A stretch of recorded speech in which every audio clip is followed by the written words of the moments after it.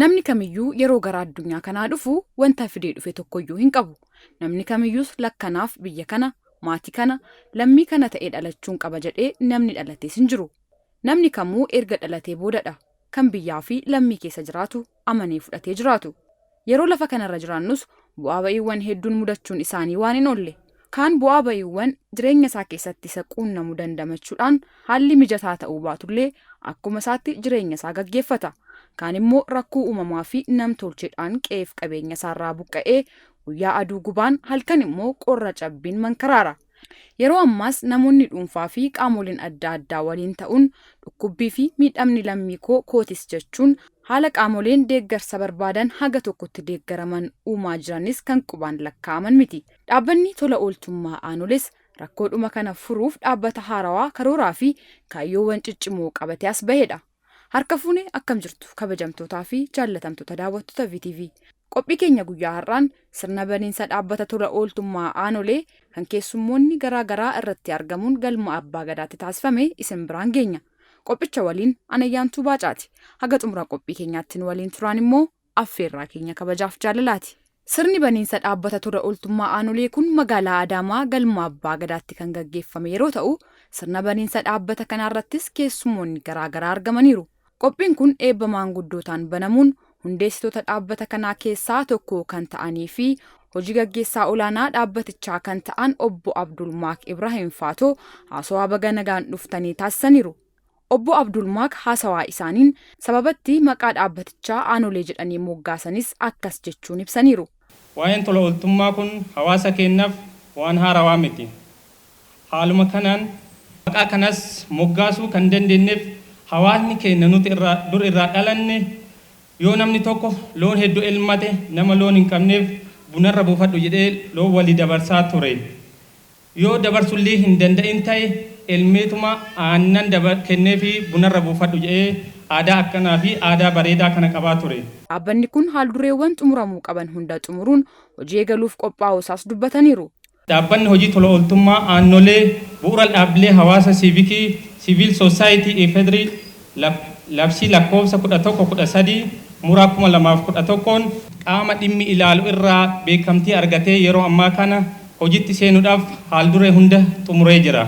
Loogoo dhaabbatichaa irratti mallattooleen 4 jiraachuu kan dubbatan obbo Abdulmaak maqaa isaanii fi hiikaa isaaniis akkas jechuun ibsaniiru. Loogoon dhaabbatichallee mallattooleen 4 kan irraa ibsu ta'a. Tokko dachii magariisa, lammaffaan sa'aa fi waatii, inni sadaffaan harka nama waa kennuu fi waa fudhatu kan ofirratti argisiisu, afraffaan cubboo mallattoo cubbootu irra jira jedha. Hiikan isallee tokkoon lafa kaa'amee jira. Inni tokkoffaa yookiin dachii magariisni kan ibsu hawaasni keenya dachee magariisa fi qananiituu irra kan ture ta'uu agarsiisa jedha. Inni lammaffaa sa'aa fi waatiin kan ibsu hawaasni keenya dur uummata loon aannanii fi aannaniin badhaadhe ta'uu agarsiisa.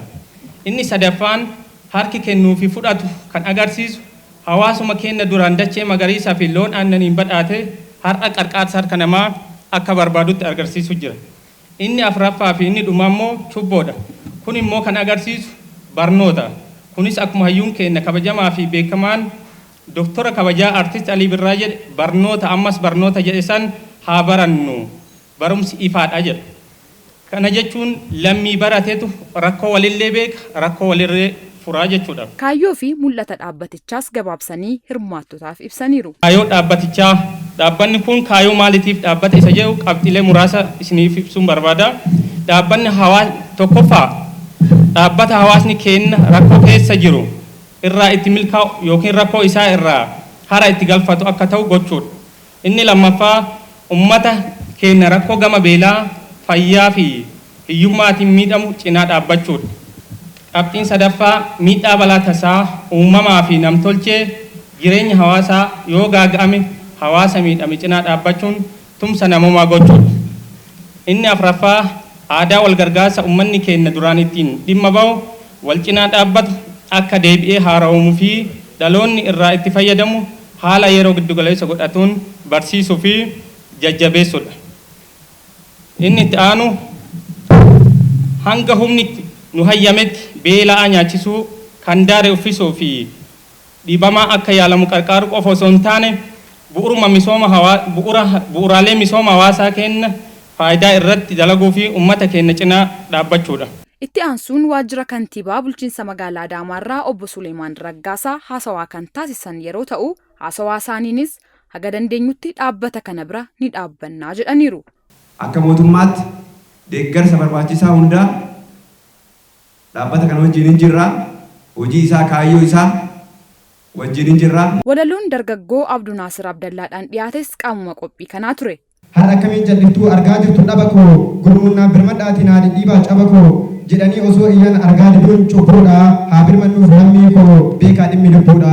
Miidhamni Gujii Baalee cabni Booranaaf Jimma Arsii Shawaa Fokkolcha Wallaggaa fiduuf dhimma Oromoo keessaaf alaa ka'aatii wal kakaasaa lammii beelaan dhumaaru birmadhaa rakkoo baasaa gaafa gaddaaf gadadoo wal tursinu maleessaa dabareen cabuu mallaa har'as akka kaleessaa lafti namaan bareeda lammii ofiitu biyya hunduu akka gargaaruuf haa dhageessinuuf iyya biyya gootota hedduu nuuf biqilte Baalee garaatu na raafame rakkina jaraa laalee cabni warra Kombolchaa Arsiif Baaleef okkolchaa dhabni Wallaggaaf Jimmaa Oromoo maraaf dhimma nuti qaama tokkichaa ulfa walii miixannaa adaraa yaa lammii koo waan dandeenyu hiixannaa. Dr. Turee Jamaaloo, Sheek Amiir Ibroo fi Sheek Abduu Jabaaris wal duraa duubaan ergaa isaanii hirmaattotaaf dabarsaniiru. Tolootummaa naatolii dhaabbata keessanii gammachuun guddoon waan fudhannoo osoo hin taane waan kenninu argamti. Kophaa keenya waa xiqqoo hojjenna waliin waa guddoo hojjenna. Kunceen wal gargaartee arbahiitii jedhan. Dhaabbanni tolootummaa aanolee dhaabbata keessanii isinumaaf isiniin ijaaramee waan ta'eef nurraa fudhachuun akka ittiin wal gargaartan kabajan isin gaafannaa galatooma. Waldayaa aanolee kana warri bu'uureessee har'a guyyaa har'aa kana eebba isaa yoo ulma baya waan jaantu jira. Dubartiin hoggaa deessee guyyaa 40 geessee ulmaa baati jedhanii maal jettaniin araasii jettaniin. Ulma baya akka waldayaa kanatti guyyaa waldayni kun uummatatti gabba'u guyyaa kanarratti warra waan kana qopheessee nu afeerellee galatoomaa jechuun barbaada. Caayaan tola ooltummaa nama hedduu waliin qaba. Har'a tanaaf nullee asii waliin nu qabe jechuudha. Akka nama qaamni dhimma hawaasaa isa laalchisutti waldaya aanolee nuti hiishni keenya hedduu jiidhaami arraba keenyaa jiidhaami. Ni gala afaan Oromoo maal ustan? Hiishnillee yoo jiidhaalu ta'uu baate arrabni jiidhaadha. Kanaami. Waan qabnuun waldaya kana wajji dhaabbachuu sagalellee ta'e wama hundaanuu waldaya kana wajji dhaabbanne miseensa ta'uufis hin salphannu miseensa taanee waldaya kana akka inni kaayoo isaa galmaan gahu wajji dhaabbachuuf akka nama tokkotti anillee niyyaa bareedduu qabaa hanga irraan deemu galatoo hanga harkaan na tuqan hin eegu galatoo baay'ee salaamu. Nutis hundeessitoota dhaabbatichaa fi hirmaattota waliin turtii taasisneerra. Hojii gaggeessaa olaanaa dhaabbata tola ooltummaa aanolee kan ta'an obbo Abdulmaaq Ibrahim Fatoo haala jalqabbii dhaabbata kanaa akkas jechuun ibsaniiru. Jalqaba akkuma ati na gaafattee maatii keenya qarqaaruu turre nama hanga ta'eetiin gurmoofne nama hanga 6-7 taanee gurmeessinee wal qarqaaraa turre garuu qarqaarsi kun maatii qofarratti maa dhaabbata namni maatii rakkataa qabu hoo maali eenyu isaan qarqaaraa dhimma jedhurraa kaane uummata bal'atti maan bal'isne yoo bal'isne uummanni bal'aan kunillee deeggarsa bal'aa argata yaada jedhurraa kaaneetiin hundeessuu dandeenya jedha. Miseensota baay'isuu keessatti ciminaan hojjetamaa jiraachuu kan ibsan obbo Abdulmaaq mul'anni isaanii inni guddaanis hawaasa balaa nam-tolchee fi uumamaan miidhamaa jiran bilisa ta'anii arguudha jedhaniiru.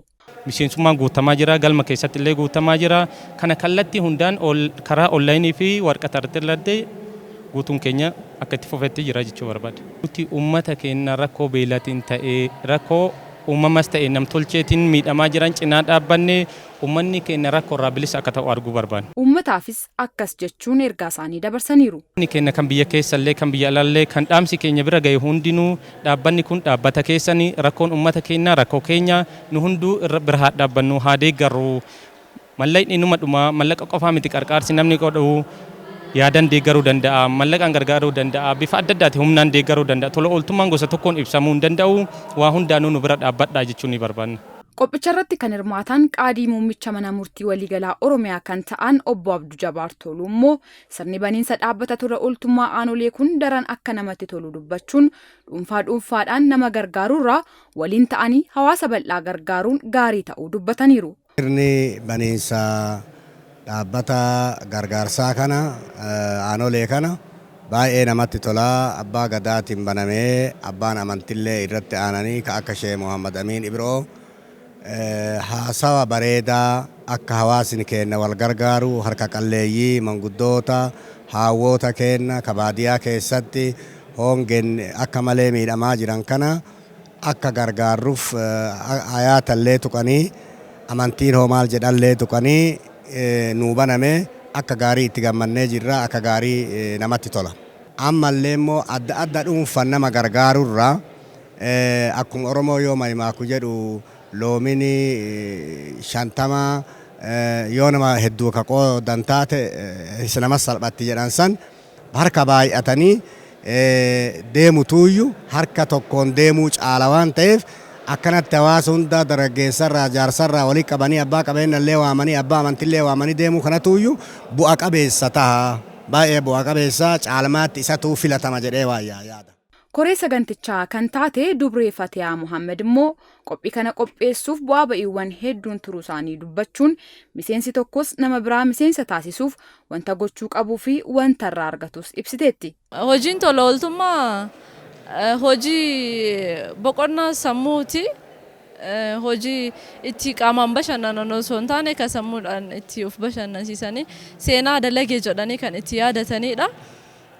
Miseensi tokko gaafa nama affeeru nama boqonnaa sammuu akka itti argachuu danda'uu fi akka seenaa hojjetee darbuu qabu barsiisuudhaan gara miseensummaatti kan finnu fedhumaan kan hirmaatan hedduudha jechuudha waan boqonnaa sammuu ta'e kanatti.